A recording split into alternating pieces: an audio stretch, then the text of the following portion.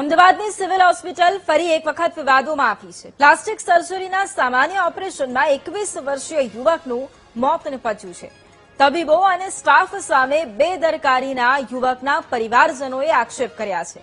ઓપરેશનના 3 કલાકમાં જ યુવકનું મોત નિપજ્યું. તબીબો સમયસર ન આવતા યુવકનું મોત થયું હોવાનો આક્ષેપ પરિવારજનોનો છે. હોસ્પિટલના સિક્યોરિટી ગાર્ડ સામે પણ દાદાગીરી કરી હોવાનો આક્ષેપ કરાયો છે. રેસિડન્ટ ડોક્ટર વોર્ડ પાસે સિગારેટ પીતા હોવાનો પણ દાવો કરવામાં આવ્યો છે. વિડીયો ઉતારનારા વ્યક્તિનો સિક્યોરિટી ગાર્ડે ફોન છીનવી લેતો હોવાનો પણ આક્ષેપ થયો છે.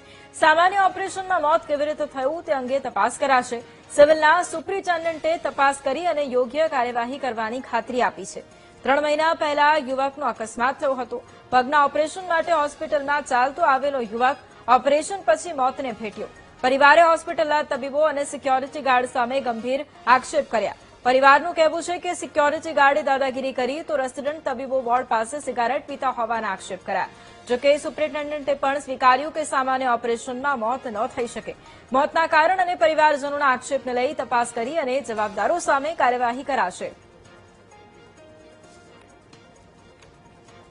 હોસ્પિટલમાં જ્યારે આપણે આ બધી જ જગ્યાએ કોઈ પણ તમાકુવાળી વસ્તુ એન્ટર થવા માટે જો રોકતા હોય તો જે વોર્ડમાં બેસીને સિગરેટ પીવે, જો એ સાચું હોય તો ખૂબ ગંભીર છે અને એવું થશે, એવું કોઈ એવિડન્સ મળશે તો હંમેશા માટે યાદ રાખશે એવા પગલાં લેવાનું આવશે. એટલું હું ચોક્કસથી કહીશ, એ નહીં છોડીએ. પરંતુ એમની સાથે પણ વાત કરી છે કે એમનો પક્ષ એવો છે કે મેં મારા જીવનમાં સિગરેટને ટચ કર્યું નથી.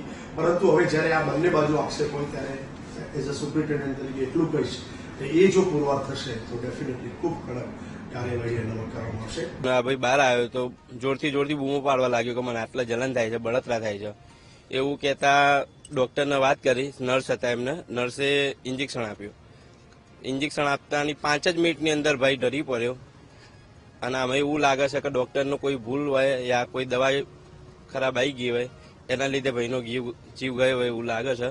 મારા ભાઈનું નામ છે નાડિયા યુવરાજકુમાર જયંતિભાઈ, ગામ વરવાડા, ઉંમર 21 વર્ષ. અને અહીંયાના ડોક્ટર હતા રાકેશ જોશી સાહેબ, એમને પણ કીધું હતું કે આ નોર્મલ ઓપરેશન છે, આમાં જીવ ના જવો જોઈએ. જીવ ગયો એનું કોઈ ચોક્કસ કારણ ના કહી શકાય. પીએમ રિપોર્ટ બાદ જે હશે તે કહી શકે છે. અમારી માંગ એ છે કે યોગ્ય ન્યાય મળે બસ, અને જે ગુનેગાર હોય એને સજા મળે.